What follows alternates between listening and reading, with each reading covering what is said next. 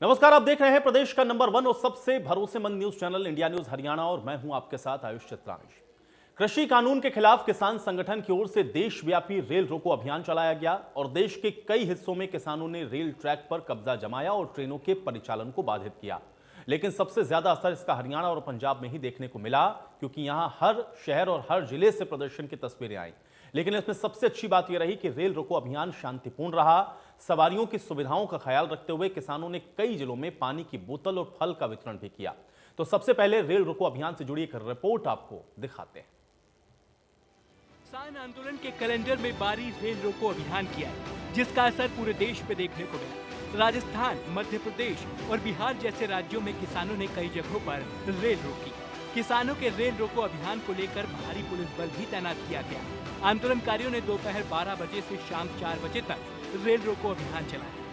अगर बात प्रदेश की करें तो यहाँ भी किसानों के अभियान का असर देखने को मिला। प्रदेश के कई जिलों में किसान रेल ट्रैक पर पहुंचे और पटरियों पर धरना देकर रेलगाड़ियों की आवाजाही को बाधित किया। टीकरी बॉर्डर के पास बहादुरगढ़ में भी किसानों के रेल रोको अभियान का असर देखने को मिला। इस दौरान किसानों ने साफ तौर पर कह दिया कि जब तक सरकार तीनों कृषि कानूनों को वापस नहीं लेती, तब तक आंदोलन जारी रहेगा। कैथल में भी किसानों के रेल रोको अभियान का असर देखने को मिला। जिले में भारी तादाद में किसान इकट्ठा होकर अपने अभियान को सफल बनाने के लिए निकले। लेकिन किसान ने कोई खुशी नहीं है, किसी ने चाह नहीं है भाई रेल पे बैठा और सड़क पे बैठा। ये सरकार की गलत नीति के कारण खेल हो रहा है सारा जी। क्योंकि सरकार किसान ने तो खेत में होना चाहिए, लेकिन इन्होंने ऐसी नीति बना दी भाई किसान का खेत ही जान लग रहा है उसके हाथों से।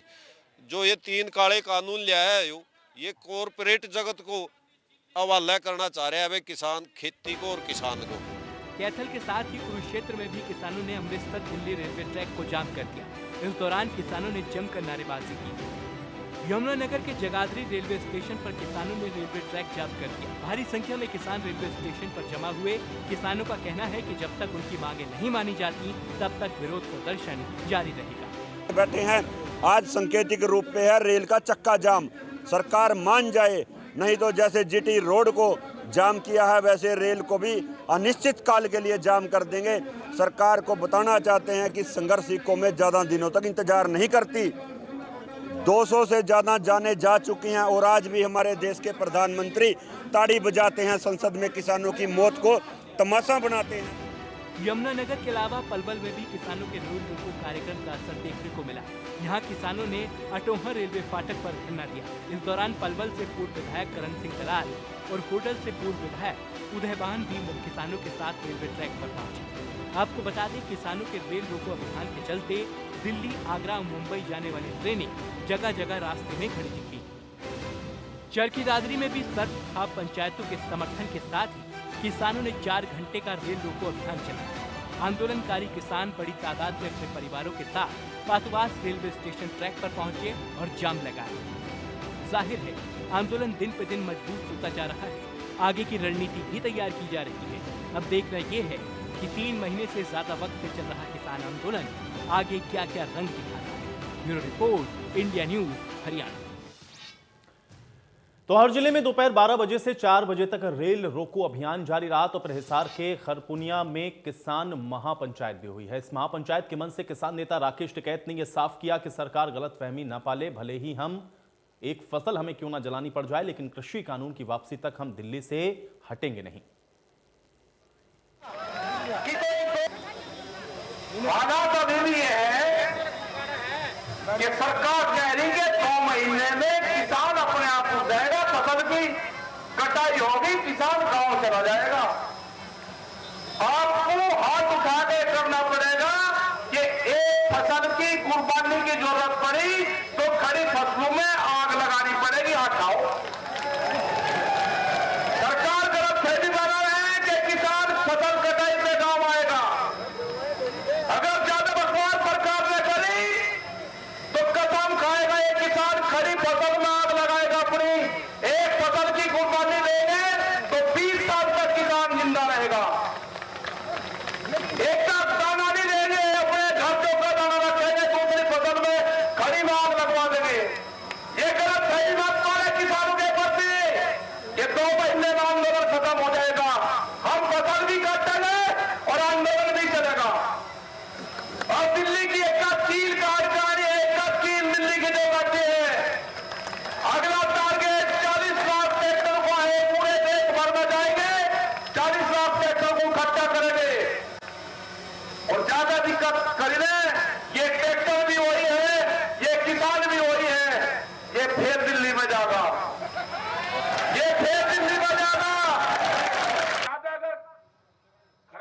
की सरकार ने करी तो ये दूर कहीं नहीं गए, ये आंदोलन भी चलाएंगे, ये ट्रैक्टर लेकर बंगाल की तरफ को भी चलेगा।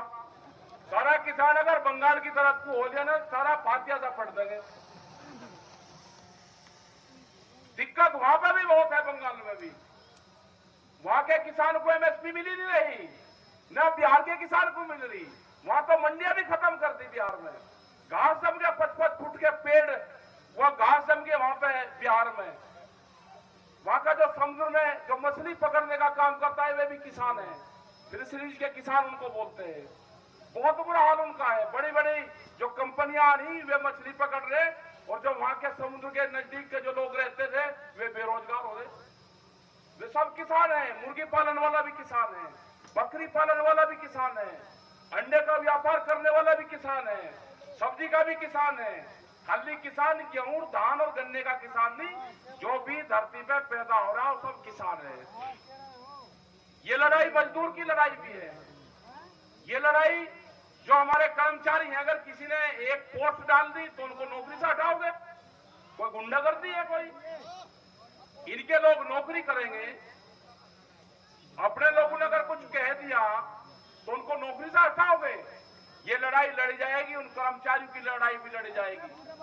जो फोर्सेस के लोग हैं उनकी लड़ाई भी लड़ी जाएगी।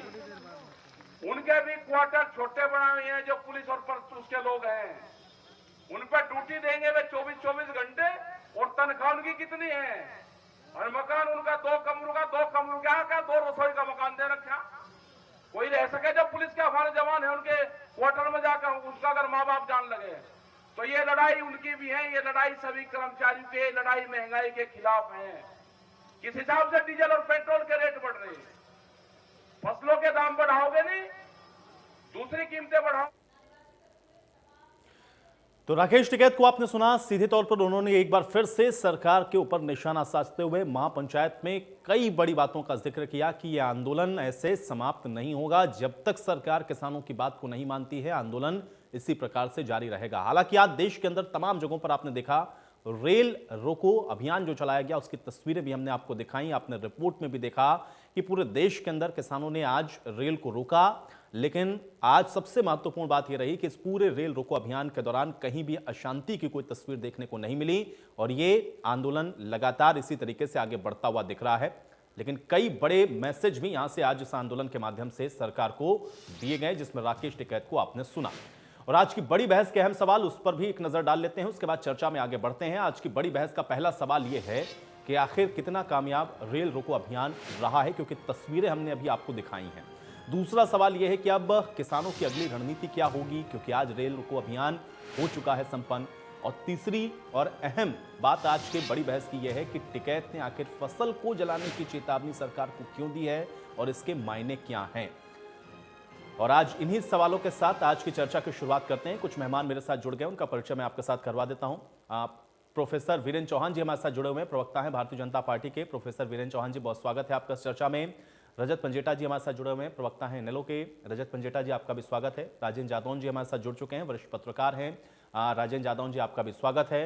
और मटरू नागर जी हमारे साथ जुड़े हुए हैं, किसान नेता हैं। मटरू नागर जी, आपका भी इस चर्चा में स्वागत है। मटरू नागर जी, हमेशा की तरह आपसे ही मैं इस चर्चा की शुरुआत करूंगा।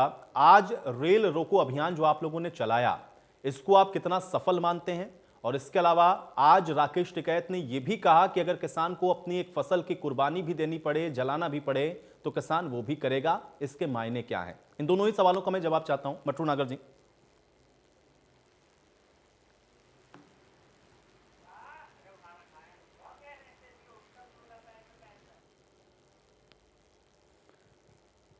चलिए, मटरू नागर जी तक शायद मेरी आवाज नहीं पहुंच रही है। मैं दोबारा से कोशिश करूंगा मटरू नागर जी से संपर्क साधने के लिए। लेकिन प्रोफेसर वीरेंद्र चौहान जी, फिर मैं आपका रुख कर लेता हूं।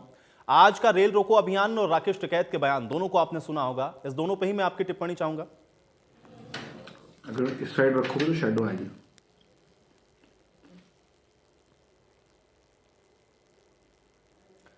प्रोफेसर वीरेंद्र चौहान जी तक भी मेरी आवाज शायद नहीं पहुंच रही। रजत पंजेटा जी, क्या आप मुझे सुन पा रहे हैं?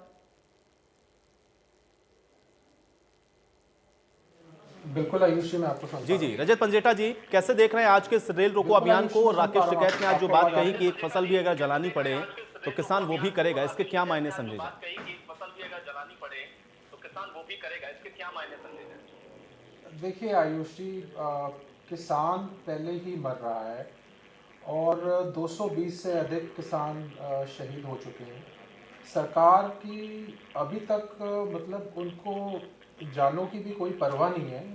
किसान तो वैसे ही भूखा मर रहा है। 4 लाख से अधिक किसान जो हैं वो अब तक खुदकुशी कर चुके हैं। और अब मरता किसान क्या नहीं करेगा, अपनी जान तो दे ही रहा है, फिर भी सरकार की कानों पे जूं नहीं रेंग रही है। 3 हफ्ते से ज़्यादा समय हो गया है कि ये एक फ़ोन कॉल जो अवे है, या तो ये नंबर जो है प्रधानमंत्री जी सार्वजनिक कर दें, किसान नेताओं को ही कर दे किस नंबर पे बात करनी है, या उनका नंबर दे दे। मतलब मुझे ये विलय का तो सबसे पहले समझ नहीं आ रहा है, ये विलय किस वजह से हो रहा है, ये और कितनी जानें लगेंगी प्रधानमंत्री जी का एक फ़ोन पे बातचीत होने के लिए। क्या किसान भाइयों की जो जान की कोई कीमत नहीं है सरकार की नज़र के अंदर? और दूसरा मैं आपको एक बात बताऊं, मैंने आपके इसी डिबेट पे बहुत से उदाहरण दिए। जब किसान, मैंने आपको उदाहरण दिया था इस बारी सर्दियों में गोभी और मूली का क्या हाल हुआ था। जो यमुनानगर अम्बाड़ा इस साइड की बेल्ट है, ये देहरादून में जाके अपनी जो है गोभी की फसल जो है वो बेच के आते हैं। वहाँ पे क्या किया, मंडियों के अंदर जो वहाँ पे व्यापारी थे उन्होंने एक वो करी सांठगांठ कि हम आपको 1 रुपया 50 पैसे 75 पैसे का मूल्य देंगे, और बाहर ट्रालियों की लाइन लगी मंडी के आगे, और वहाँ जो था पुलिस वालों ने उनको, किसानों को पीट पीट के भगाया। तो किसानों ने अपनी जिनकी लगी हुई फसल थी वो लगी हुई फसल उन्होंने बहा दी, अपनी ट्रैक्टर फेर दिया उसके ऊपर। ऐसी आपको उदाहरण पता होगा तो शाम का एक किसान ने जो टमाटर उगाता था उसका क्या हाल हुआ था।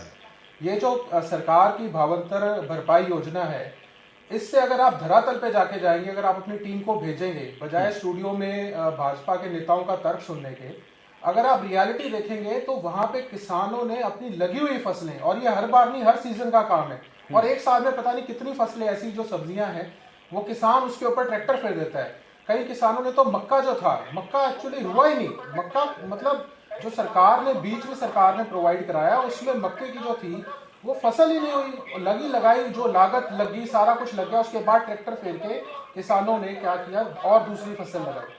तो ऐसे अगर एक फसल ये जला, ये जो किसान कह रहे हैं कि हम मरेंगे कोई बात नहीं, हम सहन कर लेंगे, वैसे भी तो हम सहन करते ही हैं, तो अगर ये फसल हमें जला भी देंगे, ये सरकार को दिखाने के लिए, क्या आप किसान को मरते हुए भी देख लोगे, वो भी आप सहन कर सकते हो, किसान की फसल जलती भी अगर आप सहन कर सकते हो, तो मुझे लगता है इससे निराशाजनक और कोई बात नहीं हो सकती कि ये जो सरकार है ये बाल हट पे उतरी हुई है क्या। इनको मुझे समझ नहीं आता कि मतलब जानों की तो किसी मतलब संवेदना होनी चाहिए। और अगर किसान अगर बार बार अपनी बात कह रहा है, 1-2 आदमी आप मुझे बात बताइए। चलिए, इस बीच हमारे साथ जितेंद्र चंदेलिया जी भी जुड़ चुके हैं कांग्रेस पार्टी की तरफ से। जितेंद्र चंदेलिया जी, आपका भी बहुत बहुत स्वागत है इस चर्चा में। मटरू नागर जी, मैं आपके पास आ जाता हूं। मटरू नागर जी, क्या आप मुझे सुन पा रहे हैं? मटरू नागर जी, आज का किसान आंदोलन और राकेश टिकैत ने जो बयान दिया, कैसे देखें इन दोनों ही बातों को? आज के किसान आंदोलन को आप कितना सफल मानते हैं, और किसान को अगर फसल भी जलानी पड़े तो वो अपनी फसल भी जलाएगा, इसके मायने क्या हैं? मटरू नागर जी। सर, पहली बात तो हमें हमारी बात कहने की आजादी है। ये लोकतांत्रिक देश है और ये किसान प्रधान देश है, कॉरपोरेट या प्रवक्ता प्रधान देश नहीं है ये बिल्कुल मैं आपको क्लियर करवा दूं, किसान अपनी मांग मनवा के रहेगा, किसी भी कीमत पे नहीं मानने वाला। रही बात बीजेपी की या सरकार की, हमने हमेशा सरकार का साथ दिया है। इस किसान ने पूरे देश में इस सरकार के कंधे से कंधा मिला के साथ दिया है, लेकिन इनसे ये उम्मीद नहीं थी। आज 3 महीना होने जा रहे हैं और 3 महीने के बावजूद सरकार अब भी किसान को तोड़ने का रास्ता ढूंढ रही है। किसान को जोड़ने का रास्ता नहीं, किसान की बात सुनने का समय नहीं है इनके पास। और ये बिल्कुल मानना पड़ेगा आपको, आज का हमारा रेल रोको जो कार्यक्रम था वो बिल्कुल सफल हुआ है, और ईमानदारी के साथ और बिल्कुल शुद्धता के साथ, पवित्रता के साथ। और जो हमारा बिल्कुल प्लान था कि हम हर आदमी तक जाएंगे, हर आदमी, हर जो यात्री ट्रेन में कर रहा है, सफर कर रहा है, उस तक जाएंगे। और हमने आज उनका सम्मान किया है, फूल मालाएं पहनाई है, उनको नाश्ता कराया है, जितनी जिसकी औकात थी हर किसान ने पूरी मदद की है। और मुझे लगता है, मेरे संगठन को लगता है, इस देश के किसान को लगता है कि हमसे पूरे देश में कोई आदमी परेशान नहीं है, केवल कुछ चंद लोगों को छोड़कर, चंद मीडिया को छोड़कर। प्रोफेसर वीरेंद्र चौहान जी, मटरू नागर जी की बात को अगर आप सुन रहे हो तो आपकी टिप्पणी चाहूंगा, अगर आप मुझे सुन पा रहे हो तो।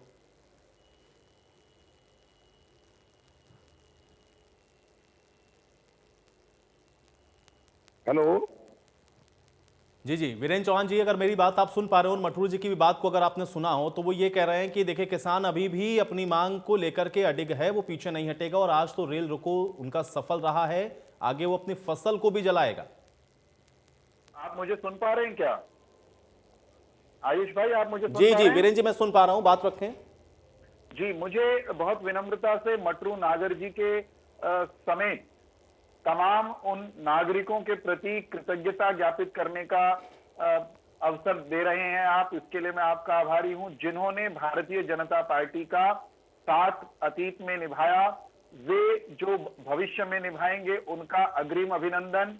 और जो साथ नहीं भी देंगे उन नागरिकों के प्रति भी हमारी जिम्मेदारी जो है उससे हम कभी पीछे नहीं हटेंगे। प्रजातंत्र में सब एक बात पे सहमत हो जाएं, 100% ऐसा कभी नहीं होता, और जो असहमत होते हैं उनका भी स्थान होता है प्रजातंत्र में। मैं मटरू जी से, नागर साहब से इस बात के में बिल्कुल असहमत हूं कि सरकार के पास किसानों की सुनने के लिए समय नहीं है।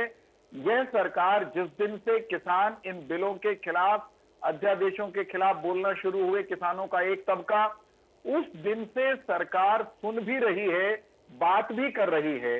जब आपकी किसी बात से खिलाफत होती है, देश के प्रथम आदमी प्रधानमंत्री जी को क्यों सामने आना पड़ा? अगर आपकी सरकार इतनी सक्रिय थी। ये धक्काशाही ना करो ना, आप ये नहीं चलने देंगे आपकी भी हम। नहीं, आप चलने के, आप तो बिल्कुल पाना था, कुछ भी नहीं चलने दोगे। अरे आप में इतनी हिम्मत है क्या? आप, मैं बोल रहा हूँ, मेरी बारी में क्यों बोलते हैं आप? आपकी बारी में मैं बोला था क्या? कम से कम शिष्टाचार का पालन कर लीजिए। मैं ये कह रहा हूं कि सरकार पहले दिन से बात कर रही है, दर्जन भर से ज्यादा दौर बातचीत के हुए हैं। जब आप किसी चीज से सहमत नहीं होते हैं आयुष भाई, तो आपकी शंकाएं जो होती हैं उन शंकाओं को दूर करने का प्रयास किया जाता है। इसी को संवाद कहते हैं, इसी को बातचीत कहते हैं। मगर इस जिद पर जो लोग अड़े हैं कि कानून ही वापस होने चाहिए, कानून ही वापस होने चाहिए, संवाद का मतलब ये कब से होने लग गया कि आप ही की बात मानी जाएगी। हम किसान के हित में खड़े हैं, समझ लीजिए। कुछ लोग जो आंदोलन कर रहे हैं, और उनमें भी जो आंदोलन जीवी हैं, उनको भ्रम निकाल देना चाहिए अपने दिमाग से कि किसान की चिंता करने का काम उन्हीं का है। किसान की चिंता साहब हम भी कर रहे हैं, किसान की चिंता हम भी कर रहे हैं, किसान की चिंता हम भी करते हैं, किसान की समझ हमको भी है। प्रोफेसर वीरेंद्र चौहान जी, राकेश टिकैत तो कह रहे हैं कि चाहे फसल भी जलानी पड़े जला देंगे, लेकिन हम वापस जाएंगे नहीं। ये क्या मैसेज है?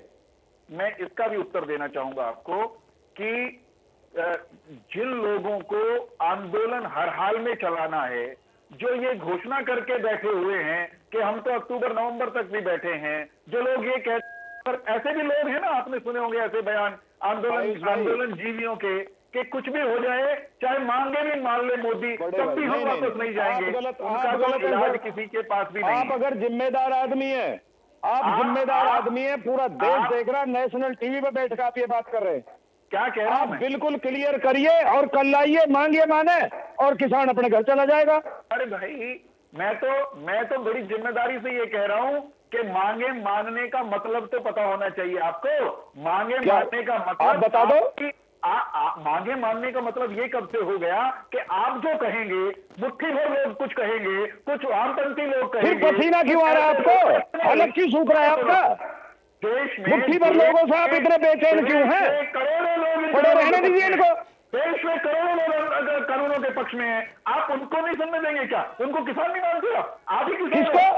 कौन लोग है वो? आपको बहन हो गया? आप बताइए, फिर आपके दिमाग में बहन क्यों है?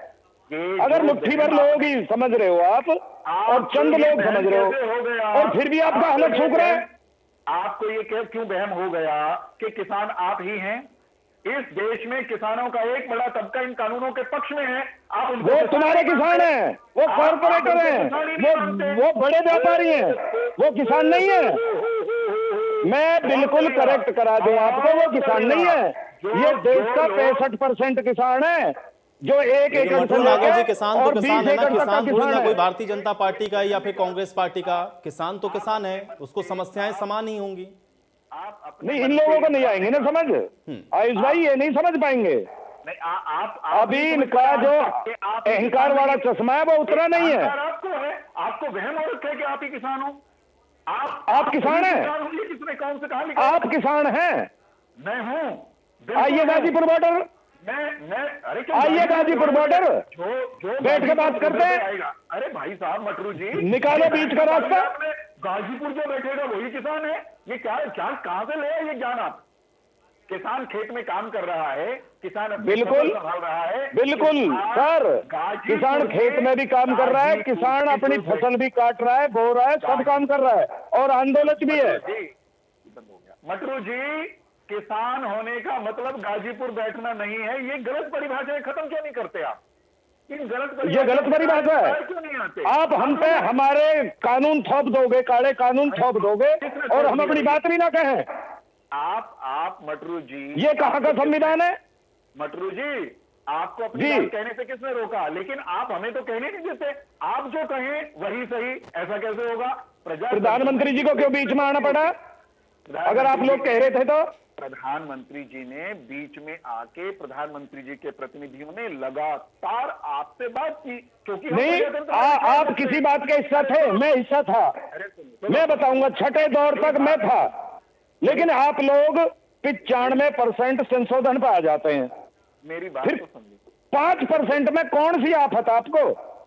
मैं ये कह रहा हूं कि आप चलिए जिद पर क्यों मैं एक कमेंट और ले लेता हूं, फिर मैं आप लोगों के पास वापस आऊंगा। जितेंद्र चंदेलिया जी भी हमारे साथ जुड़े हुए हैं। जितेंद्र चंदेलिया जी, आज का रेल रोको अभियान और राकेश टिकैत ये कह रहे हैं कि अगर किसान को अपनी एक फसल भी जलानी पड़े लेकिन वो दिल्ली के बॉर्डर से हटने वाला नहीं है, क्या मायने हैं इसके? आयुष जी, बड़े दुर्भाग्य का विषय है। मैं बड़ी विनम्रता से आपके चैनल पे बताना चाहता हूं कि देश का अन्नदाता आज दुखी होकर, व्यथित होकर ये कह रहा है कि वो अपनी फसल जला देगा लेकिन आंदोलन से कदम पीछे नहीं हटाएगा। बड़ा दुर्भाग्य का विषय। और आज का जो रेल रोको अभियान है, मैं बधाई देता हूं देश के किसान और मजदूर को।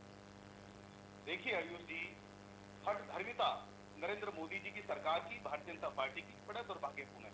मुझे एक पंक्ति रश्मि रथी की याद आती है, जो आज का माहौल देश में बना दिया है और किसान के साथ जो अत्याचार हो रहा है। 207 से ऊपर शहादतें दे चुका है किसान इस किसान आंदोलन में, देश की तीसरी लड़ाई में। तो मैं बताना चाहता हूं आपको आयुष जी, रश्मि रथी की एक पंक्ति मुझे याद आती है आज के मौजूदा हालात पे। जब नाश मनुष्य पर छाता है, पहले विवेक मर जाता है। पंजाब में आपने देखा, आवाज़े आवाम नकारे खुदा, इनको सबक सिखाया जनता जनार्दन ने। देखिए, रूढ़िवाद को जूते मारे हैं कबीर साहब ने। उन्होंने एक शब्द में कहा है, जब एक ब्रह्म पहचान लिया तो दूसरे से क्या मतलब है, ब्राह्मण क्षत्रिय वैश्य शूद्र के झगड़े से क्या मतलब। जीव और ब्रह्म सब में एक सार है। ये कहते पराजीवी, आंदोलन जीवी। अरे वो आंदोलन जीवी भी इसी देश के नागरिक है, मनुष्य है। मानवता का एक अधिकार होता है, मानवता की एक व्यथा होती है। आपका दिल नहीं पसीजता, आपका कलेजा नहीं पसीजता इतनी शहादत देखकर किसान की? इतने दिनों से 84 दिन हो चुके हैं, 84 से ऊपर दिन, 85 दिन हो चुके हैं किसान को। लेकिन दुर्भाग्य का विषय यह है, किसान की शहादतों को भी नहीं देखा जा रहा। वो भी देश के नागरिक हैं, वो राजनीति नहीं कर रहे, उनको इलेक्शन नहीं लड़ना। लेकिन बड़ा दुर्भाग्य का विषय। और मैं बता दूं, इनके पार्टी के मंत्री पश्चिमी उत्तर प्रदेश में संजीव बालियान जी को जो इन्होंने वोट डालो राज करो का जो इन्होंने जिम्मा सौंपा है, जिम्मेदारी सौंपी है कि खाप पंचायतों में स्टैंड लगाए, वो कामयाब नहीं हो पाएंगे। इनको और भी कई ऐसे मंत्रियों को भाजपा ने क्यों ऐसी नीति ये बना रहे हैं? पूरा देश इनको देख रहा है। कर्मचारी इन्होंने मार दिया, शिक्षित बेरोजगार युवा इन्होंने मार दिया। बड़ा दुर्भाग्य का विषय है। देश की अर्थव्यवस्था चौपट कर दी। पेट्रोल डीजल के दाम आप देखिए, रसोई गैस के आप दाम देखिए, लोगों को जीवन जीना मुश्किल लग रहा है। बड़ा दुर्भाग्य का विषय। आज किसान जो देश का अन्नदाता है, वो इतने दिन से आज दिल्ली की सड़कों पर है, आज रेल रोको अभियान वो कर रहा है। फसल को जलाने के लिए वो बोल रहा है, लेकिन नरेंद्र मोदी जी अपने सत्ता के मद में इतने चूर हैं, वो भूल गए प्रकृति और परमात्मा से बड़ा कोई नहीं होता। एक कहावत भी है कि नेचर इज गॉड, प्रकृति परमात्मा। चलिए, राजेंद्र जादौन जी, एक वरिष्ठ पत्रकार होने के नाते आप कैसे देख रहे हैं? एक तो आज का ये अभियान और दूसरा राकेश टिकैत का बयान, ये दोनों ही अपने आप में बहुत महत्वपूर्ण है। आप अपने हिसाब से इसको कैसे देख रहे हैं एक वरिष्ठ पत्रकार होने के नाते? बहुत महत्वपूर्ण है, आप अपने हिसाब से इसको कैसे देखें एक वरिष्ठ पत्रकार होने के नाते? देखिए, राकेश टिकैत जी का जो बयान है, सरकार को उस पर संज्ञान लेना चाहिए। इससे पता चलता है कि अब आंदोलन, किसान आंदोलन और गंभीरता की ओर मुड़ रहा है। किसान जो है करो या मरो की स्थिति में आ रहा है। फसल जलाने का क्या मतलब है? फसल जलाने का, अपनी मेहनत से तैयार की हुई फसल जलाने के लिए अगर वो तैयार हो रहा है तो कितना गंभीरता की ओर आंदोलन मुड़ रहा है। सरकार को अब इस पर समय रहते संज्ञान लेना चाहिए। और सरकार क्यों नहीं समझ पा रही कि आंदोलन बगैर बातचीत किए, किसानों को पर्याप्त राहत दिए समाप्त नहीं होगा। तो सरकार को संज्ञान लेना चाहिए कि वो अपनी जो है मेहनत से तैयार की हुई फसल जलाने को तैयार है। किसान चरणबद्ध तरीके से तमाम आंदोलन के, शांतिपूर्ण आंदोलन के कदमों को उठा चुका है। अब आगे वो क्या करेगा, यहाँ जो है ये जो टिकैत जी का आज का जो बयान है उससे पता चलता है कि अब काफ़ी गंभीरता की ओर मुड़ रहा है। काफ़ी जो है सरकार को ऐसी परिस्थितियों का सामना करना होगा कि विश्व समुदाय, पूरे देश के सामने उनका जवाब देना मुश्किल होगा। ऐसी परिस्थितियां पैदा हो रही हैं। सरकार को तुरंत संज्ञान लेना चाहिए और जो पर्याप्त राहत की मांग कर रहे हैं किसान, उनको राहत देना चाहिए, बजाय इसके कि भाई हम कानून वापस लेने को तैयार नहीं, कानून वापस लेना ठीक नहीं, ये नहीं। लेकिन किसान को संतुष्ट करना जरूरी है कि उसका जो किसानी का काम है और उसकी जो मार्केटिंग है वो प्रॉपर तरीके से जो अब तक चलती रही है उस ढंग से चलती रहेगी आगे भी, और बल्कि उसको जो है ज्यादा फायदा मिलेगा। ऐसी स्थिति किसान को सरकार जब तक ऐसी स्थिति प्रस्तुत नहीं करेगी, मुझे नहीं लगता कि आंदोलन समाप्त होगा। आंदोलन लगातार बढ़ता जाएगा। मठरू नागर जी, आज तो आप लोगों ने रेल रोको अभियान की शुरुआत कर दी और आज ये आप लोग कह भी रहे हैं कि ये सक्सेसफुल आप लोगों ने इसको किया। अब आगे की रणनीति क्या है? क्योंकि आज तो रेल रोको हो गया, लेकिन अब आगे क्या रणनीति है? सर, बिल्कुल शांतिपूर्वक जैसे आज रेल रोको आंदोलन हुआ है, और ये रेल रोको आंदोलन नहीं था, कायदे में ये रेलवे का सम्मान था। रेलवे हर आंदोलन की जननी होती है और सरकार ये भली बात ही जानती है कि रेल मत चलाओ, किसान जुट ही नहीं पाएगा। दूसरी बात, अगली रणनीति हमारी, जितनी खेती में औजार यूज होते हैं, कल्टीवेटर, मेड़ा, हैरो, पंप, सब चीजें उठा के हम दिल्ली लेके आएंगे, बिल्कुल, और हल चलाएंगे। अगली रणनीति हमारी ये है कि हल चलाओ दिल्ली में, जब तो सुनेंगे, लेकिन सब कुछ शांतिपूर्वक, संविधान के दायरे में, और बिल्कुल देश को किसी प्रकार का नुकसान ना हो। हर चीज हम देख के और अपना आंदोलन चलाते रहेंगे। सरकार विपक्ष पे ठीकरा फोड़ती है, विपक्ष ने बहका लिया। क्यों दे रहे हो समय? 3 महीने का समय दे दिया। क्यों दे रहे हो साहब? आओ, बैठो, बात करो और मसला खत्म करो। क्या परेशानी है? सरकार अभी अहंकार में है, बिल्कुल कुंभकर्ण की नींद सोई हुई है। जगेगी, बहुत जल्दी जगेगी, और पूरी आशा है, हमें उम्मीद है, प्रधानमंत्री जी से पूरी उम्मीद है, किसान की बात सुनेंगे और मानेंगे। ये तो अब छोटे भैया नेता है, इनकी की बातों से कोई फर्क नहीं पड़ने वाला। प्रधानमंत्री जी से पूरी आशा और उम्मीद है हमें, और वो मानेंगे। पंजेटा जी, जो बात मठरू नागर जी कह रहे हैं उससे इत्तेफाक रखते हैं, क्योंकि वो प्रधानमंत्री से अभी भी उम्मीद रख रहे हैं। वो कह रहे हैं कि इसका हल प्रधानमंत्री ही निकालेंगे।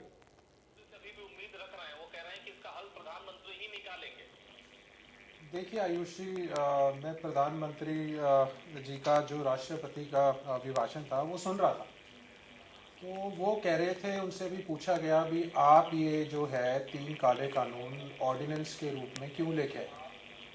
तो उन्होंने कहा कि किसान को आत्मनिर्भर बनाना था।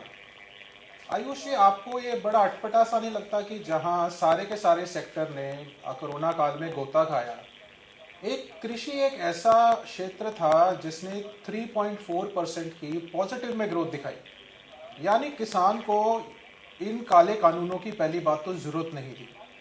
दूसरा, हर वार्ता से पहले और हर वार्ता के बाद आपके स्टूडियो पे डिबेट होती रही है और चैनल्स पे भी डिबेट होती रही है, और हर वार्ता के बाद जो आखिरी वार्ता है उसके बाद सबको ये समझ में आया कि सरकार 12 संशोधन जो है उसके लिए मान गई है।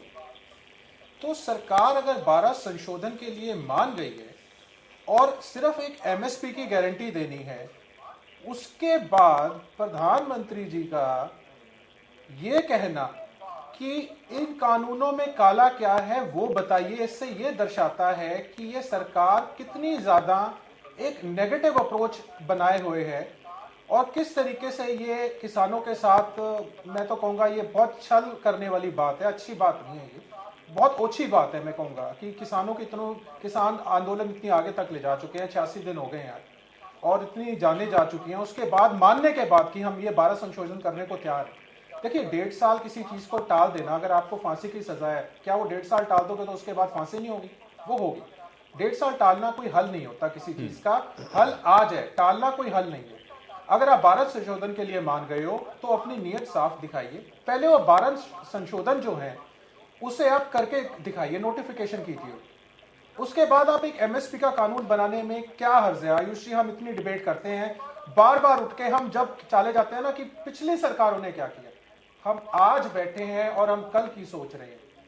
ये जो कहता है कि तब क्या हुआ था, तब क्या हुआ था, यानी आप मुद्दे से भाग रहे हो और अहम मुद्दे को भटकाने की कोशिश कर रहे हो, किसान को भी और जनता को भी। सरकार को अब पहल की बात नहीं है, ये वार्ता जो हो चुकी है, आप पहले 12 संशोधन कीजिए, उसके बाद आप एमएसपी पे कानून बनाइए। अपनी नीयत कम से कम सरकार को साफ दिखानी चाहिए। उसके बाद आप ये देखिए कि ये बार बार बात कह रहे हैं कि एपीएमसी मंडियां, क्या मध्य प्रदेश में एक के बाद एक, अगर आप अपना खुद भी अगर इसके ऊपर स्टडी करेंगे, एक के बाद एक एपीएमसी मंडियां मध्य प्रदेश में बंद हो रही हैं। वहां कितने करोड़ों का किसानों का जो उपज है वो व्यापारी लेके भाग गए हैं। ये तो ये हाल है जब एपीएमसी मंडियां हैं, क्या इन पे कानून की जरूरत नहीं है? एमएसपी पे क्या किसान को अपनी उपज जो वो उगा रहा है, क्या उसकी लागत का भी, उसको लागत भी लेके भाग गया ना व्यापारी? चलिए वीरेंद्र जी से मैं इसका जवाब ले लेता हूं। पंजेटा जी, वीरेंद्र चौहान जी जवाब दीजिए। पैन कार्ड के ऊपर एक मिनट, सिर्फ एक पैन कार्ड के ऊपर ये पंजेटा जी कंप्लीट कर लें। क्या एक पैन कार्ड ई नैम के ऊपर अगर आप पोर्टल पे जाके देखें, मैं कंप्लीट कर रहा हूँ 30 सेकंड के अंदर, 20 सेकंड। जो ई नैम है, ई नैम के ऊपर मैंने पहले भी आपकी डिबेट में चर्चा की थी। ई नैम के अगर आप पोर्टल पे जाके देखेंगे तो उसकी रजिस्ट्रेशन के लिए एक बहुत लंबा चौड़ा प्रोसेस है, मगर आप वहीं पे एक पैरेलल मंडी चला रहे हो सिर्फ एक पैन कार्ड के ऊपर। कितने किसानों का ये हरियाणा में भी हो चुका है कि कितने व्यापारी हैं जो किसानों की फसल का जो भुगतान किए बजाय उनका बाउंस कर देते हैं उनके चेक और वो भाग जाते हैं, रातों रात वो शटर बंद करके चले जाते हैं। तो इनके ऊपर कानून बनना चाहिए क्या नहीं बनना चाहिए? क्या किसान कुछ गलत कह रहा है? बिल्कुल ठीक है, वीरेंद्र चौहान जी जवाब दीजिए। सरकार जो है ये टाल मटोल करके कभी देश अप्रोच सही नहीं है। वीरेंद्र चौहान जी बार बार ये बात कही जा रही है, निगेटिव अप्रोच से आप लोग काम कर रहे हैं। जो लोग हमको नेगेटिव अप्रोच वाला बताते हैं उनको अपना गिरेबान झांकना चाहिए, अपने भीतर झांक करके देखना चाहिए। अभी मटरू जी कह रहे थे कि ये नेता या वो नेता छुटभइये नेता हैं और प्रधानमंत्री जी से उम्मीद है, प्रधानमंत्री जी से उम्मीद है, हम सबको है, निश्चित रूप से ये बात तो आपने ठीक कही। लेकिन जिन लोगों ने मटरू जी या आंदोलनकारी किसानों से बात की वो कोई छुटभइये नेता नहीं है। आपको अपने शब्दों के चयन में थोड़ा सा संस्कार और संतुलन दिखाना चाहिए। ये सब प्रधानमंत्री जी के ही प्रतिनिधि उन्हीं की ओर से बात कर रहे थे। ये सब सूझवान लोग हैं, एक बात। दूसरी बात ये कि जब आप शब्दों का प्रयोग करते हैं, दूसरे के बारे में सवाल उठाते हैं, तो आपको अपने लीडरशिप के बारे में बात करनी चाहिए। आपने अभी राजेंद्र जादौन जी, राजेंद्र जादौन जी, एक मिनट बीच में ना बोलिए, बीच में ना बोलिए, बीच में बोलते रहोगे क्या अब आप? 70 साल तक इनको रोकेंगे कि नहीं आप आयुष जी? फिर तो डिबेट का कोई अर्थ नहीं रहा। चलिए मटरू नागर जी अब सुन लीजिए, इनको रोक लीजिए अगर आपके बस की बात है, या मुझे डिस्कनेक्ट कर दीजिए। इनको मैंने बहुत देर सुना। राजेंद्र जी कह रहे थे कि जो हमारे टिकैत साहब कह रहे हैं कि फसल जलाएंगे और उस बात से बहुत गंभीर होना चाहिए। निश्चित रूप से कोई इस तरह की बात करे सरकार को उसका संज्ञान भी लेना चाहिए, गंभीर भी होना चाहिए। लेकिन राकेश टिकैत का स्वयं का आचरण, उनकी भाषा, उनकी बोली कितनी गंभीरता इस आंदोलन को दे रही है आपने देखा, हमने देखा। ये वही राकेश टिकैत हैं 26 जनवरी से पहले क्या बोल रहे थे, बक्कल तार लेंगे, ये कर देंगे, वो कर देंगे। अब मटरू नागर जी स्टूडियो में बैठ के कह रहे हैं कि हम दिल्ली में हल चलाएंगे। अरे भाई साहब, संविधान कानून आपको सड़क रोकने की अनुमति नहीं देता। अरे बीच में मत बोलिए महाराज, आप बोल चुके अपनी बारी में। मुझे तो कुछ सवाल करने दीजिए। मैं भी मटरू नागर जी, देखिए भाई सुनना पड़ेगा ना, यही तो कन्वर्सेशन है ना। आपने अपनी बात रखी, लेकिन मटरू नागर जी भाई बात सुननी पड़ेगी ना, जो सवाल आपने उठाया। सबको समय मुझे यहाँ देना है, थोड़ा सा धैर्यपूर्वक सुने मटरू जी। अगर सवाल उठाते तो सुनने की भी फिर मादा रखिए। वीरेंद्र जी, दूसरी बात, ये जो बार बार कहा जा रहा है कि संशोधन के लिए सरकार तैयार है, तो एक कदम और क्यों नहीं बढ़ा लेती, इनको वापस ही क्यों नहीं कर लेते। बार बार आयुष भाई ये बात सरकार की तरफ से कृषि मंत्री जी ने भी कही है, प्रधानमंत्री जी ने भी एक से अधिक बार शायद इस बात को कहा है कि अगर हम किसानों का जो तबका आंदोलन कर रहा है, उनकी बातों, उनकी शंकाओं को देखते हुए संशोधनों के लिए तैयार हैं, तो इसका ये निष्कर्ष नहीं निकालना चाहिए इससे कि सरकार इन कानूनों को गलत मानती है। ये बात ठीक वैसे है जैसे भारत का संविधान डॉक्टर अंबेडकर द्वारा या पूरी हमारी संविधान सभा द्वारा बनाया गया, वो अच्छा संविधान बनाया गया, उसके बावजूद उसमें दर्जनों संशोधन अब तक हुए हैं। उन संशोधनों का मतलब यह नहीं कि डॉक्टर अंबेडकर और उनकी टीम और संविधान सभा ने गलत संविधान बना दिया था, काला संविधान बना दिया था।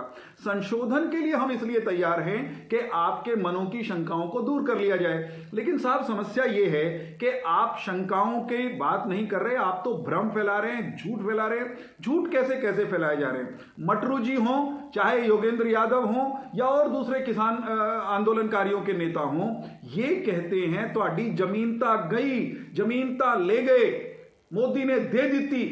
इतना बड़ा झूठ फैलाएंगे आप। मंडियां बंद हो गई हैं, एमएसपी खत्म हो गया है। ये झूठ फैलाने का लाइसेंस आपने कहां से प्राप्त किया। अगर गलत काम करेंगे आपको बेनकाब किया जाएगा। ब्लैकमेलिंग पर मत उतरिए, अभद्रता पर मत आइए। अगर आपको बोलने का हक है तो हमको भी अधिकार है, और सड़क पर हल चलाने का हक आपको नहीं है, ध्यान रखिएगा। संविधान में विश्वास रखते हैं तो तिरंगे का अपमान करने वालों के खिलाफ खड़ा होने की हिम्मत दिखाइए। संविधान में विश्वास रखते हैं तो उन लोगों को कानून के हवाले करिए जिन्होंने 26 जनवरी को विश्वासघात किया सरकार के साथ, प्रशासन के साथ। वो करेंगे नहीं, दावा ये करेंगे कि हम संविधान में विश्वास रखते हैं। सर, संविधान में आप विश्वास रखते हो कि नहीं रखते हो, ये इस बात से पता चलेगा ना कि आपका आचरण कैसा है। मैं पूरे आंदोलन की लीडरशिप पर, मैं आंदोलन की लीडरशिप से ये सवाल करना चाहता हूं और उनको फांसी की मटरू जी सवाल सुन ले, मटरू जी सवाल सुन ले। अभी देखिए आपके आंदोलन की लीडरशिप पर सवाल है, इस किसान सुन के ले उसको पहले। लिए, इस जवान के लिए ये देश सर्वोपरि है। ठीक है, सवाल सुन यही लेते हैं। किसान अपने बेटे को फौज में भेजता है, कॉर्पोरेटर या नेता नहीं भेजते। मटरू नागर जी, लेकिन यही सब तो संविधान के दायरे में करते हैं ना आप लोग, तो हर चीज को संविधान के दायरे में ही करना होगा। विरोध भी अगर आप लोग कर रहे हैं तो शांतिपूर्वक कर रहे हैं तो ये अच्छी बात है, लेकिन हर चीज का एक दायरा है ना, हर चीज का एक क्राइटेरिया पहले से निर्धारित है। थोड़ा उस पर भरोसा रखें। अगर प्रधानमंत्री पर भरोसा रख रहे हैं तो फिर उनके मार्फत जो लोग बात कर रहे हैं उस बातचीत पर भी भरोसा रखें ना। ये शब्द ना कहें कि छुट भैया नेता आपके साथ बात करने आए। कृषि मंत्री बैठे थे आपके साथ देश के। कुछ लोग, वीरेंद्र चौहान जी कंप्लीट करें। सौरभ भाई, मैं क्लियर कर दूं, मैं अपनी बात कंप्लीट कर दूं। संशोधन पर आ जाते हैं। एक मिनट मटरू जी, आप अपनी इस बात को कह चुके हैं, उसी का मैं जवाब ले रहा हूं। उन्होंने बताया भी। वीरेंद्र जी जवाब दें। मैं ये कह रहा हूं मटरू जी कि समस्या ये है कि आप की बातों से ये लगता है कि आप भी समाधान चाहने वालों में नहीं हो। समाधान चाहने का मतलब होता है मेज पर बैठ करके शंकाओं को दूर करना। शंकाएं, जो भ्रम शंकाएं फैलाई जा रही, सरकार उनको दूर करने के लिए तैयार है। आप उनको स्वीकार करने के बजाय इस बात पर उलझ गए कि ये हार है या जीत है। मान लिया, नहीं मान लिया, कानून काले हैं, सरकार खुद ही मान ली। नहीं साहब, कानून बिल्कुल काले नहीं है। कानूनों को लेकर आपकी शंकाओं को हम दूर करने के लिए तैयार हैं। कानून दे दो और आप जीत जाओ। सरकार हमारी तो है, इसी किसान ने तो मैं तो कह रहा हूं कि जीत, इसमें हार जीत की कहां से बात आ गई? मटरू जी, जीत हिंदुस्तान की होनी चाहिए, जीत हिंदुस्तान की होगी, लेकिन ये वहम मन से निकालना पड़ेगा कि किसान का प्रतिनिधित्व मटरू जी ही करते हैं या वो 40 लोग ही करते हैं जो इस आंदोलन के अगुवा हैं। उनके अलावा भी देश में किसान भी हैं, किसानों के नेता भी हैं, किसानों के संगठन भी हैं। प्रजातंत्र में सबकी सुनी जानी चाहिए। वो लोग जो भ्रम फैला रहे हैं इस आंदोलन में, अब मटरू जी ये बताइए, किसी एक किसान की जमीन गई है क्या ये अध्यादेश और कानून आने के बाद? आपके पास एक आदमी बताने को नहीं होगा। जिन लोगों के नाम ले लेकर बनना चाहिए, नहीं बनना चाहिए। वीरेन जी, भाई साहब, मैं हम अपनी बात लगातार उस कमेटी में जहां पर बातचीत होती है, सरकार ने लगातार कहा है हम, अरे आपको, अब मटरू जी उत्तर सुन लो फिर। किसान को एमएसपी मिलनी चाहिए, इस बात से कभी मैं तो बहुत साधारण सा अदना सा कार्य करता हूं, लेकिन मेरे से लेके और देश के प्रधानमंत्री जिन पर आपको और मुझको दोनों को भरोसा है, उनमें से किसी ने एमएसपी देने से इनकार नहीं किया है। लेकिन आपने जो ये रट लगा रखी है, कानून काले हैं, जमीन चली गई, आप मुझे बता दो ना किसकी जमीन चली गई? आप यूं बताओ किसकी जमीन चली गई इन कानूनों के कारण? और पंजेटा जी से एक सवाल करना चाहता हूं। पंजेटा जी एक मिनट पंजेटा जी सुनो मेरी, लिखित में दे दो आप। अरे भाई चलिए वीरेन जी जल्दी से सवाल कर ले। पंजेटा जी, चंदेलिया जी भी कुछ बोलना चाह रहे हैं, मेरे पास समय कम है। बस एक उत्तर छोटा सा दूंगा मैं कि जो एग्जिस्टिंग कानून हैं, इन एक मिनट पंजेटा जी, एक मिनट सुन लीजिए। पंजेटा जी आपके लिए सवाल एक सुन लेते हैं। वीरेन जी क्या पूछना चाह रहे हैं? आपको सुना मैंने, आपके लिए मैं भी रुका था, मैं आपको सुनने के लिए। सुन लीजिए, मेरी बारी में तो ना बोलिए। मैं ये कह रहा हूं कि नए कानून आने से पहले जो कानून देश में लागू थे, अगर वो इतने ही अच्छे थे तो पहले कैसे कुछ व्यापारी किसान का पैसा लेकर भाग जाते थे? चोर उचक्के गलत काम करने वाले वो हमेशा रहते हैं। हम उनको दंडित करने की व्यवस्था करेंगे, सुनिश्चित करेंगे। अब पंजेटा जी इसका जवाब दीजिए। सारे सिस्टम को चोर घोषित कर रहे हैं। इस देश का हर व्यापारी चोर नहीं हो सकता। इस देश का हर कॉर्पोरेटर जिसको आप कहते हो, कॉर्पोरेट का मतलब चोर ही है क्या? ये कौन से शास्त्र में लिखा है? कहां से सीख के आए आप ये भाषा? चलिए पंजेटा जी बहुत जल्दी से जवाब दें इसका। चंदेलिया जी भी कुछ कहना चाह रहे हैं। पंजेटा जी बहुत शार्पली जवाब दीजिएगा, समय बहुत कम किसानों का भी योगदान है। ठीक है वीरेन जी पंजेटा जी जवाब नहीं बैठे। पंजेटा जी इनको पहले अब चौहान साहब एक मिनट। पहले तो कॉर्पोरेट वर्ड मैंने यूज नहीं किया, और कौन सा व्यापारी, सारे व्यापारी चोर हैं, ये तो आप जो देश का पैसा लेके घपला करके विदेशों में भाग जाते हैं, जिनका आप लाखों करोड़ का जो कर्ज है वो माफ कर देते हैं, वो आपको बेहतर पता होगा कि वो गाड़ी खून पसीने की कमाई जो जनता की लेके आपकी सरकार जिनका कर्ज माफ करती है, वो चोर है या किसान चोर है? पहले तो सारे व्यापारी चोर हैं क्या देश के? ये बता दीजिए। गोल घुमाते हैं पंजेटा जी। अरे मैंने कहा है जो देश का पैसा लेके भाग जाते हैं। अब आप डिस्टर्ब ना कीजिए। आप बताइए क्या इस देश के सारे व्यापारी चोर हैं? सड़क खोदने की सब भाग जाते हैं क्या? हल चलाने की इजाजत नहीं देता। रहते हुए इन्होंने सड़क खोद दी संविधान के अंदर। पहली बात तो किसान जो है, इन्होंने एक बार भी नहीं कहा कि वो सड़क पे हल चलाएंगे। आपको मैं पहले करेक्ट कर दूं, किसान ने ये नहीं कहा कि वो सड़क पे हल चलाएंगे। उन्होंने दिल्ली में हल चलाएंगे, कहीं भी चलाएं, वो किसान की मर्जी है। दिल्ली में हल चलाएंगे, लेकिन कहां वो चलाएंगे? सड़क नहीं खोद रहे, वो जैसे भी नहीं चला रहे। कहीं भी यही तो समस्या है। सुनो भड़का रहे हो। अरे आज आप गलत रास्ते पर ले जा रहे हो लोगों को। ये आज आप फसल जलाइए, दिल्ली में हल चलाइए, घुस जाइए दिल्ली में। अरे जैसी भी आपने चलाइए, बचाइए, हुड़दंग बचाइए। अरे मैंने कब बोला है? किसानों ने बोला भाई। आप ऐसे अरे मैंने कब बोला है? किसानों ने बोला है। आप लोगों को इस दिशा में क्यों भेज रहे हैं? सिर्फ क्लैरिफाई कर रहा हूं। चलिए चंदेलिया जी भी कुछ कहना चाहने। देखिए आप लोग अब ऐसे आरोप प्रत्यारोप में उलझते रहेंगे। चंदेलिया जी बहुत जल्दी से। चंदेलिया जी देखिए समय बहुत कम है मेरे पास।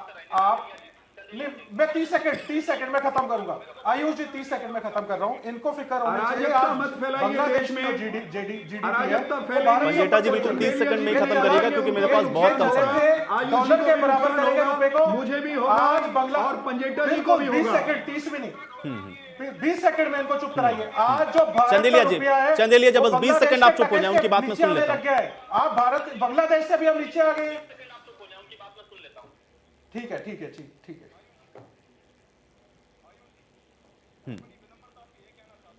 पंजेटा जी मैंने आपको ही समय दिया 20 सेकंड। पंजेटा जी मैंने आपको ही समय दिया 20 सेकंड। हाँ जी आयुष जी, मेरे को लगा आपने चंदेलिया जी को दिया है समय। नहीं, मैं ये कहना चाहता हूँ, ये बार बार जो किसानों के ऊपर इल्जाम लगा रहे हैं कि किसानों ने सिर्फ अभी कहा है, अभी उन्होंने किया कुछ नहीं है। और पहली बात, उन्होंने सड़क के कोई बात नहीं की। सड़क पे आपने जेसीबी चलाई। संविधान को अगर संविधान की आड़ लेके और संविधान की बात आप करते हो तो कम से कम आपको सड़कें नहीं खोदनी चाहिए थी जेसीबी से। आड़ नहीं, पहली बात। गवर्नमेंट दूसरी बात, अगर आपको इतनी परवाह है तो परवाह कीजिए। आज हमारी जीडीपी जो है वो हमारी जीडीपी बांग्लादेश हमसे आगे जा चुका है। कमाल की बात है, चले थे डॉलर से मुकाबला करने, आज जो है बांग्लादेशी टके के बराबर हमारा रुपया आ गया और हो सकता है थोड़े टाइम में उससे भी नीचे चला जाए। पर देश के प्रधानमंत्री, जब से देश आजाद हुआ है, आप मानेंगे आयुष जी कि 2014 तक जितने प्रधानमंत्री आए, जितनों ने मिलकर कर्जा लिया आज तक, उससे अधिक कर्ज 2014 से अब तक मोदी जी ले चुके हैं। मतलब इतना कर्जा जो सारे प्रधानमंत्रियों ने आज तक मिलकर लिया, उससे अधिक कर्ज मोदी जी ले चुके हैं और फिर भी देश का भट्टा बैठा हुआ है।